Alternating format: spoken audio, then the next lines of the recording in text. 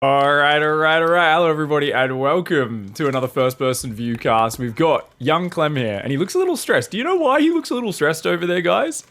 It's because he's tied up 1-1 against Goblin right now. He's playing the ESL Weekly Cup. He's making strange noises with his mouth. That is the stress of a player who's playing against Protoss. He had to just zoom in on the dog really quickly to calm himself down.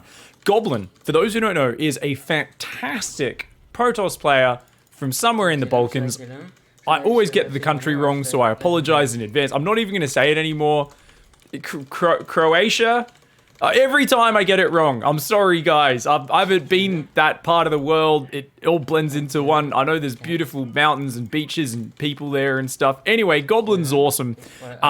He's one of Roddy's children, but he's also a massive Phoenix abuser. Now, for those who don't know, Clem's big weak spot has always been... It is Croatia! I got it right. Twitch chat tells me I got it right.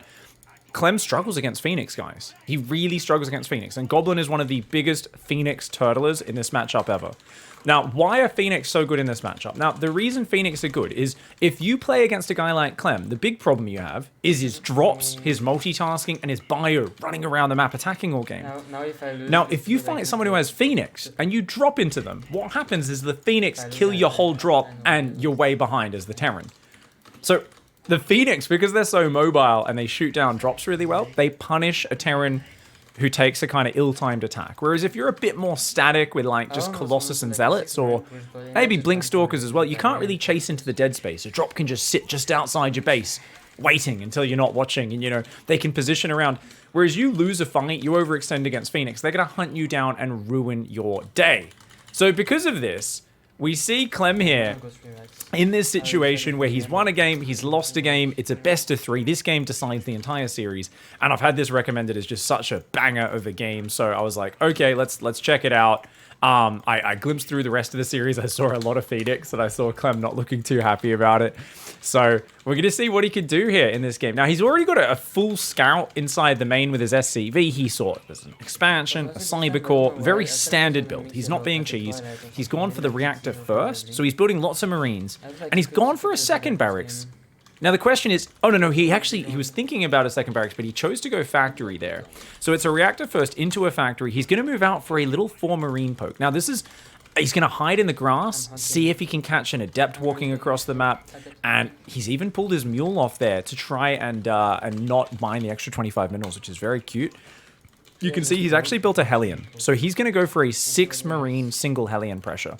This is going to hit about 3 minutes 40. And he's also mined open the minerals at the front of his opponent's base. Great trick on Berlingrad. If you want to be aggressive at all, gets your units across the map really fast. Now oh, the Stalker's already seen him. Uh-oh. That means Goblin might be very ready for this. Let's see what he can do. Okay, so he's going to push on forward. Goblin's already there with just a Stalker and a battery. The moment you see that shield battery, you're like, oh man, okay, I can't get in now. There's no way I'm going to do damage. Hellion will drive past for a scout as the Marines try to get home though. So that's actually a really good move in my opinion. Now he's going to try and turn his Marines around to ambush while his Hellion starts to pick off units. And this is going to allow his Marines to escape while that happens. And oh, he got his Hellion. Does not look too happy with that. He got his Hellion surrounded by probes. Ooh, this is a little bit nasty here. It's a little nasty. All right, let's see what he can do from here. He's going up to 3 barracks behind it. He's got, you know, the extra factory and starport pumping. Actually, is this only 2 barracks so far? I don't think he has his 3rd barracks down yet. He's seen a robo. Oh, okay. So he's like, this is probably just Twilight Robo because that was such a late scout. So he's like, okay, probably 4-gate blink is what this looks like. He drops an eBay though, just in case it is going to be like, maybe like a DT drop. So he's got a Viking to help defend that, a bunker and a tank in the natural. The thing is, it's getting close to 5 minutes, and if there is a Blink Stalker pressure or 4-gate, that usually hits about the 5-minute mark, guys. So he doesn't know, I mean, he knows there's no 3rd to the south, but he doesn't know that the triangular 3rd hasn't been taken. Oh, he sees something outside his base. He just got his Viking blinked on. Uh-oh. That means it's very hard now to snipe observers or warp prisms. And there is an observer that just sieged above his ramp. I saw it. I don't know if Clem saw it, guys. It's just above his ramp right now. It's over in that dead space. It's on the very left of our screen. There's a blur there. It's kind of hard to spot, but I saw it as it moved in and sieged up when it was a bit more visible. And his bunker's already gone down. Oh no. Okay, this is not looking good for I guess it was normal tank. Clem. He needs more tanks. He needs more bio. He's on pure marine right now. No marauders. And his opening has not really worked out for him. He's quickly checking the other base there with that marine scout, which he'd accidentally kind of F2'd home. Now, uh-oh. Ooh, okay. Oh no! Oh no! He just got his stim sniped! Oh no! So he's cancelled combat shields on the other one and started stim there, because that's the most important upgrade. His barracks almost died. Now, look at this really good tank, though. This tank is very safe. That one a bit too far out. Oh no, he's gonna lose his starport! Oh no! This is a disaster! He's lost his stim. Now he's lost his starport. He's got to rebuild it from scratch. Chat is notifying me. A few players saw this live and they said Clem actually thought this was a Colossus drop because of the Robo. So he didn't realize, because that Hellion scouted so late, he thought, oh, this is a Robo first opening. It must be a Colossus drop. But that was such a late Hellion scout that, no, that was a normal Twilight into Robo. This was just a standard 4-gate blink. Clem, a little asleep at the helm with his scouting, did not read the scouting correctly, and it just shows even gods can make a misread here and there. Now these tanks are in a very safe position. It's hard to kill the tanks as Goblin, but as Clem, you can't really move him too far forward. He's losing a lot of SCVs right now. And the thing is, if Goblin has a third base up behind this, I mean, you know you're in big trouble. And oh, he loses a tank for what? Just one Stalker? The other Stalkers got picked up by the prison. That was only one Stalker that went down. The other tank is going to go down, but he gets a few Stalkers for it. Oh my god, he's losing so many Marines and Marauders, though. The other tank is not getting that many great shots. And he's going to take out the reactor as well as Goblin. Oh my god, he can't lose his starport again. No! No, not like this! He finally rebuilt his starport, and a medevac was about to pop and it died. Okay, so for those who are wondering, Clem is in Dicktown right now. I know that with Twitch, one of its limitations is that you only get a visual and auditory sense. So I'm going to help by explaining to you what Clem smells right now.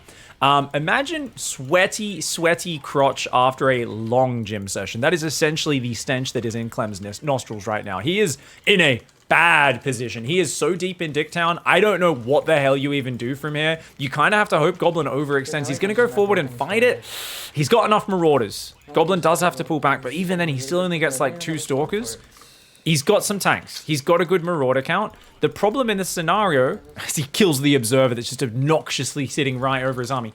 The problem, guys, is that even though it's like, cool, you got 5 barracks, well, you don't have medevacs, so you can't heal, and your third command center is starting at 8 minutes. Third Nexus should be finished by now for Goblin.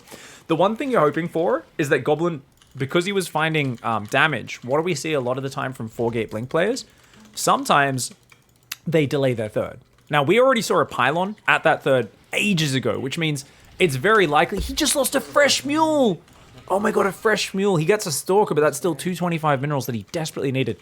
So the hope here is that Goblin built the pylon and just sat the probe there and just tunnel visioned on his Blink Stalker pressure and didn't start his third Nexus for a long time. The dream for Clem is like maybe his Nexus didn't start till like 7 minutes, maybe. And there was a lot of Stalkers, so that's absolutely possible. And then like, oh my god, it's not even... Goblin was like all in on Stalkers. I think Goblin donkeyed this, guys. So this reminds me of my last win versus a pro player in TvP was a match versus Skillis, where he did a 4-gate blink all in on me and killed like literally 30 SCVs in every unit I had. And I was like, well, I'm pretty dead. And then I came back and just kind of rolled over him later. And the thing is, if the player just doesn't take a third behind it, they're actually very committed. So this felt so bad. But Goblin was so slow to get his third. Now, on the other hand, you got to remember, normally they go Forge, Robobay into Colossus and attack upgrades. Oh, he's got the sandwich! The sandwich! Hold that thought. Oh my god, he blinks back from that side and he loses every Stalker. A beautiful flank from Clem. Clem's back in a perfectly fine position. The problem here is, as we said, even though Goblin was getting great pickoffs, he wasn't building it into an economic advantage. If there was a third base a little bit quicker, this is a totally different game. But as we said, he did go Colossus and upgrades, and he's already got 3 Colossus. You know what, though? That doesn't matter. The problem right now is the Marine count is very low for Clem, so he's going to struggle to kill the Zealots. His Marauders can tank a bit against the Zealots. His tanks are going to smash the Colossus as long as they're sieged. The question is, can he stop the Zealots from just getting on top and killing everything? He's trying to move tanks down here, and look at this ultra defensive setup. That tank sieged in the mineral line is actually really bad, guys. He just locked 2 SCVs on a mineral patch. We'll get a shot of it in a moment. Look at the siege tank when we look at the third for the next time. He 100% just locked some SCVs behind it that are like stuck up against the mineral. I think it might only be one SCV, but basically he locked 1 or 2 of his mineral patches away from mining. I get it's a safe tank position, but you don't want to siege a tank up against your minerals like that. Yeah, he just realized, so he's unsieging it. He's like, okay, I probably should allow that to be mining. I'm camping. Okay, so a lot of zealots and all this. Now your real hope here is, remember, Goblin is very good at playing Phoenix macro games. He didn't play Phoenix this game, guys. He's played a very standard 4-gate blink opening. It's quite aggressive and it found some damage, but I don't think his transition was that smooth. So I think CLEM is playing very wise here. And as long as, like, CLEM has kind of switched gears into, like, I'm going to get ghosts, I'm going to get double upgrades, my Viking will defend your war prism, I have bunkers, I have tanks. He's on full turtle mode right now. And he's just, like, looking to kind of posture a little bit here with this heavy marauder force. He just wants to get vision of that with that force of any army coming in so that he knows where it's coming from. And he's going to go for a bit of a drop. He sends that out. He then steals it off to control 0. It's his dumping sort of key. I'm pretty sure it's a dumping key. I don't know if he actually selects off control 0. It might be like a mouse button or something. Either way, it's a custom group. And he's just trying to survive at home. And I love how much he's protected those tanks in one big solid thick group of siege tanks. Now he's going to go in and go for the robo. Ooh. Oh, that's a lot of zealots though. Okay, he's got to get out. But that's well worth it. Oh, no boost. No boost. Okay. Holy shit. Okay. Oh, the way CLEM upgrades is actually insane, by the way, guys. Could we just... Oh, no, his drop just got caught. He did unload it, so notice he clicks on the Stalkers. Stalkers, obviously, they take bonus damage from Marauders. They're also just more expensive. So he at least gets 3 or 4 Stalkers there, but still a good catch for Goblin. He should have left that hiding in the dead space. So I don't know what to do. I guess I'm just going to try to defend it. Excuse me, guys. Okay. So, he's going to move out real slowly. He's just going to look to play a late game army. The question is, like, has Goblin got a 4th fully saturated? Has Goblin gone double forge? Taken a 5th base? Because he could do all that. There's been no attempts to move out from CLEM, but a lot of the times Protoss players, they're so used to Terrans trying to all in when they're behind. Like, most Terrans just go, oh, I'm behind, I've got to all in, I've got to go do a big 3-base push, man. I'm gonna sit on 1-1 upgrades all game, just gonna add ghosts to my bio tank, and it's one big push and it either works or it doesn't work. So most of the time as a Protoss player, especially if you got to head off some aggression early, your goal is like just overcommit to your mid-game army of Zealot, Colossus, Archon. When that push comes, surround it, crush it, and then you got the game in the bag. Problem is, if your opponent doesn't want to lose, because he's like, no, I'm not losing to you, Goblin. I'm in a turtle with tanks, bunkers, add ghosts, add Vikings, add a 4th, add double upgrades, which is exactly what CLEM is doing here. Well, guess what? I think CLEM's actually doing a lot of late game things, guys. 4th base, double upgrades, ghost upgrades, and he's seen... Wait, the 4th just started? Oh my god, Goblin's macro is so bad. Goblin has been doing what I call a reactive all-in, right? It's like an all-in, but Goblin was never planning to push with it. He was just so under the assumption that CLEM would push into him, so he had this giant Zealot army.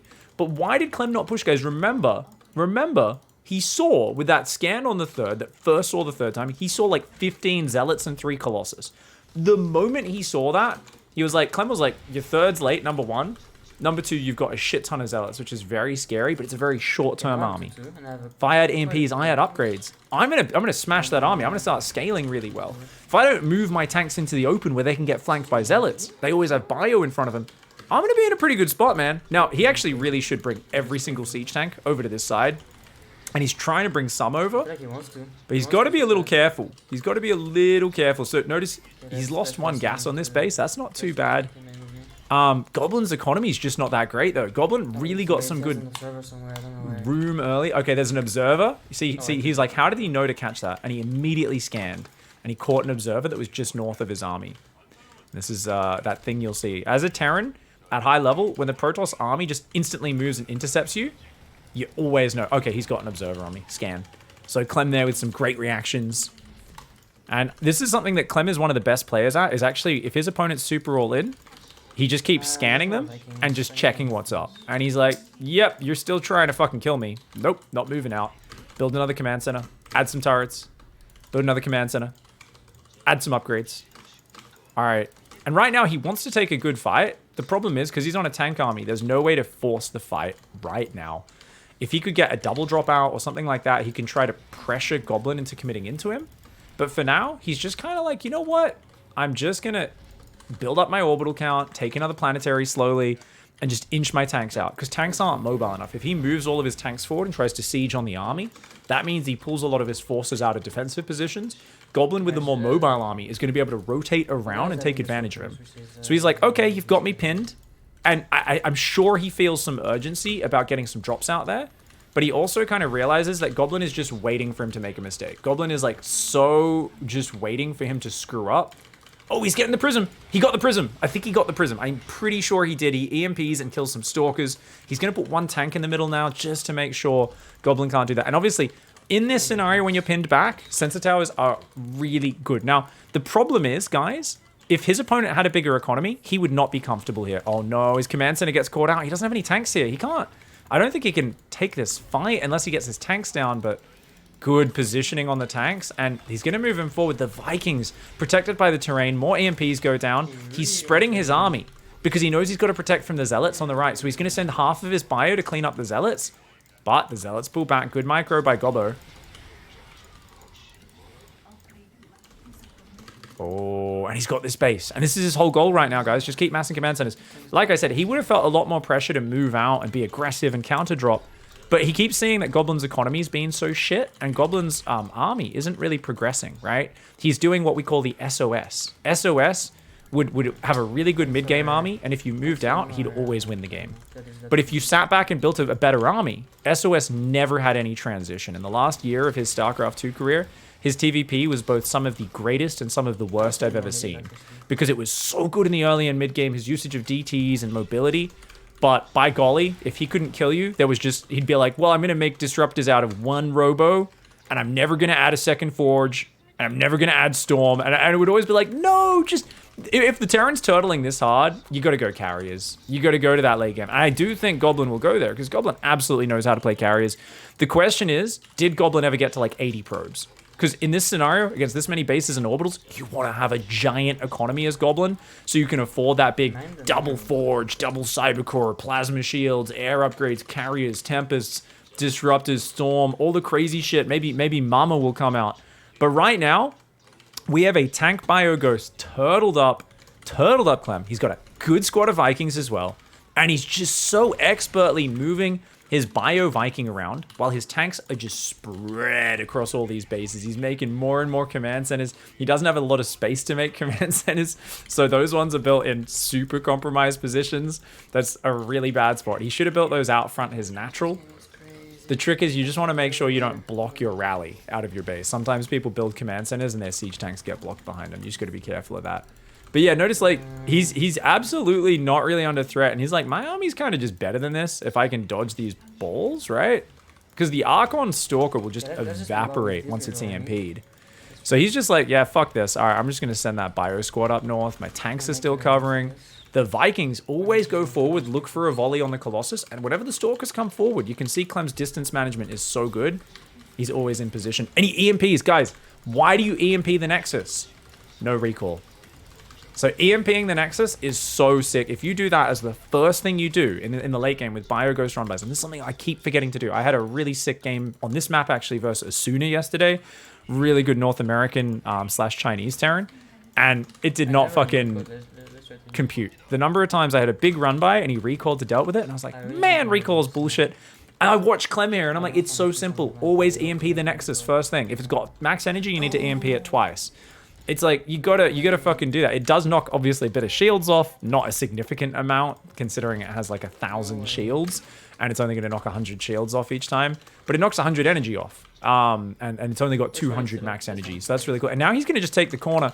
Now, the one thing I think Clem's missing here is range libs. Oh, he sees an observer over there. Okay. He's gonna split some bio off. He's gonna have to scan that again, I think. You gotta scan that again if you want to kill it. Oh no, his army got caught. Oh, he gets jumped on. But wait. Where's the Zealots? Where's the Disruptors? They're a bit too far behind, so he gets out of there. Still no carrier transition from Gobbo. I think Clem can absolutely bring this back. I mean, this is what's so cool, guys, is no Terran likes to play this style that Clem is playing. because you're just sitting there and your army's so immobile. It's so siege focused. It's so easy to get caught out of position and then just like lose all your army. It's so easy for those 15 DTs that he just scanned in the bottom left of the map to come in and kill a base. But he's aware of it now. He knows he's got to be wary of that stuff at all times. He does take a disruptor shot, but he's killing the Colossus. And once the Colossus are gone, it's just really the disruptors that are the only scary thing that's left. So he takes out an Immortal there as well. No, it's not bad, but He's making more and more command centers, so he's got mass orbitals. There's so many observers being rebuilt by Gobbo. He's like, motherfucker, there's always an observer watching me. God damn it, man. He's not even dealing with them right now because he's just so focused on maxing on orbitals. He's got the Iron Bank, guys. And I'll tell you what, the best Terrans are so good at adding this Iron Bank these days. What is the Iron Bank? Person who has not heard me shout about it non-stop over the last few months. It is Mass Orbital Command Center. Oh, shit. Okay, not too bad. He avoided the worst of that. Uh-oh. Now, he should be wary. DT's in the top right. If the army's in the bottom left, the DTs are in the top right. Clem's not watching. Clem's not watching. He's not watching, man. Okay, he had a bunker and 2 tanks and a planetary, so it was fine. DTs are very fragile. So it was actually okay. He had enough defense up there. So, guys, keep in mind, in the late game, the Protoss wants to distract you with the army with the disruptors on one side, which is really hard to push into. And then they want to hit you with about 15 DTs on the other side. Blink in, kill a planetary, run away, give you the middle finger, right? So Clem, very well prepared for that. He realized that whichever side his army was on, his other side needed a good amount of like static defense and a couple of extra structures. Technically, EMP is the best thing for killing DTs. DTs have 80 shields, only 40 hit points. So if you EMP them, they have 40 hit points. Likewise, because they're just so fragile in general, Widow Mines are amazing. If you leave 2 Widow Mines and a Liberator above an expansion, and as long as you have a few missile turrets there, 1 or 2, DTs are going to get wrecked when they blink in on that. Because they're going to take big Widow Mine splash. They obviously can't fight back versus the Lib. And guys, look at this. It's still a rather basic army for Goblin. That's mostly Zealot Stalker. Goblin, his army is so reliant on landing disruptors, and he hasn't been able to land them, but he's going to flank around. Uh-oh, Clem, stop macroing. Ooh, Clem got caught out there. Too busy adding turrets and command centers and the like. And this is the problem with a siege army, because now the disruptors are between you and your bases that you need to defend. Oh, but Goblin just nutted. Goblin just dropped like 4 disruptors at once, where 1 would have sufficed. That's his last disruptor shot. He has none left. Clem can jump on that now. He's a little worried about it, but yeah, okay. 1 disruptor comes off cooldown. Watch out. So this was, I think, a big mistake. So Clem's like, okay, well, fine. Rather than chasing into your disruptors, I'm going to go across your map, and I'm going to see what I can do. Libs in front, Libs behind. And he says, okay, let's just set up that army there. I've got so much economy. As long as I hold down my production key, I can be kind of perma-max through this. And he's harassing with Libs in the top. Ooh, the disruptors don't quite hit. Oh, my God. Okay. Oh, he's clicking on the disruptors there. Oh, he does beautiful spreadies. Beautiful spreadies. I'm telling you guys, Clem is a fucking gymnast in disguise. Literal spready to the gods there, as my good man Aussie man would say. Just friggin', I didn't even see the click. Like, I literally was like, how did that army spread? It didn't look like he deselected his whole army. It looked like an Age of Empires 2 split where you just press split formation. Like, that's kind of what that looked like. I was like, huh? I didn't even see the box. Man. EMPs? Yeah, you can see he already had his EMP radius ready because he's like, I know that blink's coming.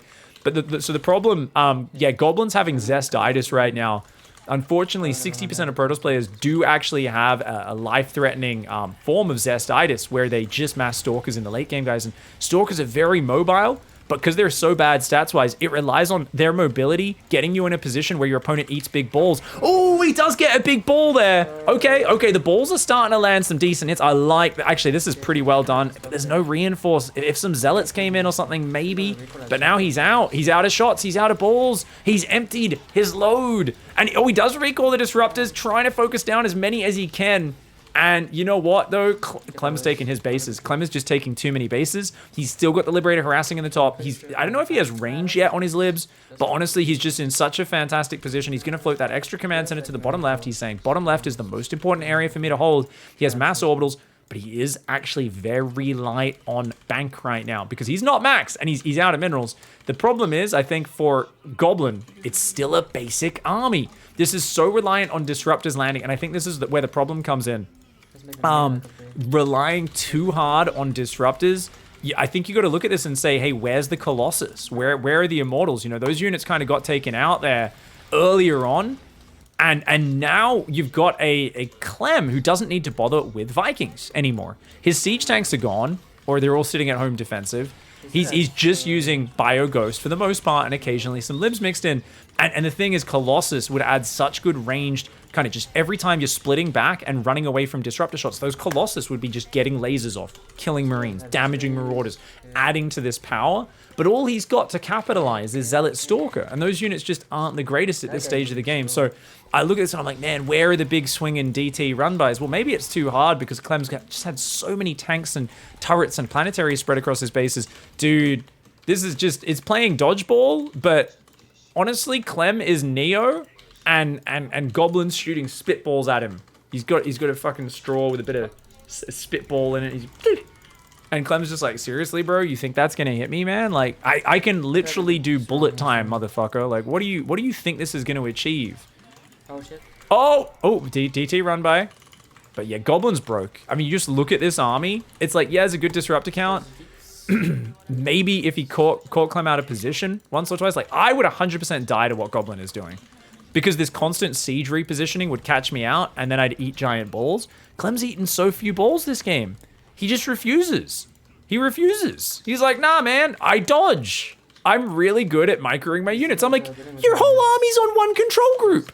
You have Bio, Medevac, Ghost Lib. How? How do you not fuck it up? He's like, well, I also have my libs on this second key as well. And sometimes I use that to siege them. And I'm like, still, you're spreading in 4 places. Oh, the EMP on the Nexus again. And he sieges the libs behind him. This is my favorite move with libs, guys. When you get in between the Protoss and their base and you're like, you have to attack into my Liberators. Come and fight into my Liberators, dirty pro. You know that thing you always try to do with your Disruptors and Stalkers? Where you get behind me? I did that to you. You're the one who has to fight into my Liberators the same way you try to make me fight into your Disruptors, you piece of shit. There's a real, I think there's a real bit of justice-fueled excitement going for Clem right now. No, I'm not saying Protoss is overpowered or anything like that. It's just one of the hardest things to play against is a guy who's as good with his movement as Goblin is with his Stalker Disruptor. And the way Clem has just basically turned it around on him, and whenever he's out of position, he said, that's fine. I'll just push on your base and siege behind myself rather than coming home to defend. I'll rely on my rally, my planetaries, my tanks, the extra libs popping out at home. I'll use those to defend. If you want to push into that, you can have fun pushing into my siege, mate. But obviously Goblin hasn't been able to do that. Oh, he does find another base. Does need some turrets up there to defend that planetary. But once again, he's up in the base. He's in the guts of Goblin. Now, Goblin's coming down here. There are some libs around, so he's quickly trying to reposition his lib tank. DTs did not seem to follow him up to that left side base. Goblin's lost basically everything, so this is the point where you go, okay, it's just army versus army. Oh no, the libs is getting taken down from behind, in the rear, and deep inside your gear, says Goblin. And, oh, Disruptor's caught out, though. A bit of a stomp on those 2 balls on the right side. The Liberators on the left kind of keeping Goblin in a bit of a corner. Looks like he wants to recall, but where's he going to go? He's running out of space to micro, and whenever the EMP plus Stim Marauder fight Stalkers, woo! 50 supply. He says, oh shit, he was at 50 supply, I was at 180. Wait. Let's check that unit's lost tab, guys. He shows it in the top left. Check this out. That was a game. So Goblin lost 46,650 resources. Clem lost 36,310. So 10,000 resources more efficient. Percentage-wise, I'm not good with numbers. You can figure that one out, guys. 10 is about 20, I don't know, say 18% more efficient or something. It's pretty damn big. Actually, sorry, more. It's like 23% more efficient, something like that. Pretty efficient, guys. I'm going to say 22.6% more efficient. We're going to make up a number. We're going to do maths on the spot. That was legendary, though. And remember, this came off him losing his Starport twice, and losing his Stim, and losing a ton of workers. Nice. But unfortunately for Goblin, you're not going to check the worker graph, Clem? Oh. Mate! I so wanted to see the worker graph. Nice. He's like, okay, army value. Yep, so there's this point where Goblin was way ahead in army value, but that's where Goblin failed to take a third base. And then he shows resource collection rate, where you can see Goblin was actually behind in resource mining the entire game. So even though Goblin did all that Stalker damage, guys, it was still 2 base versus 2 base with mules dropping constantly for such a long time. And then he got a third up, but Clem's third was up by then. And then he got a fourth up, but Clem's fourth was up by then. Goblin expanded way too close in this game, way too slowly, and Clem turtled up. So I think what was really amazing was the way that Clem just basically managed his ability. He scouted the Zealot Colossus, was like, yeah, I'm not moving out. He scouted the late third, he's like, I'm not moving out. He scouted the late fourth, he's like, yeah, I'm not moving out. Every time he tried to move out, he was met by a really mid-tier army. Mass Zealot, some Archons, some Stalkers, some Colossus.